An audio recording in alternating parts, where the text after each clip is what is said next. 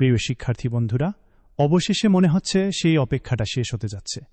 গত কয়েকদিন ধরে লিটারেলি হাজার হাজার স্টুডেন্ট শুধু একটা প্রশ্নই করতেছে, ভাইয়া দ্বিতীয় মেধা তালিকা কবে দিবে? এবার এই বিষয়টা নিয়ে জাতীয় বিশ্ববিদ্যালয় থেকে আসছে একদম সরাসরি আপডেট।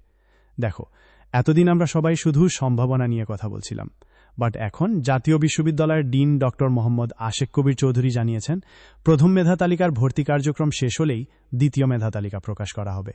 আর তাদের প্ল্যান আছে ঈদের ছুটির আগেই এটা শুরু করার। তো ব্যাপারটা আসলে কি? প্রথম মেধা তালিকায় যারা চান্স পেয়েছ তাদের ভর্তি ফরম পূরণ চলবে 17 মে পর্যন্ত। তারপর কলেজগুলো 19 মে পর্যন্ত ভর্তি নিশ্চয়ন করবে। আর এই প্রসেস শেষ হওয়ার পরই খালি থাকা সিট অনুযায়ী দ্বিতীয় মেধা তালিকা দিবে জাতীয় বিশ্ববিদ্যালয়। আর অনেস্টলি এবার কিন্তু জাতীয় বিশ্ববিদ্যালয়ের কাজের স্পিড আগের চেয়ে অনেক আলাদা লাগতেছে।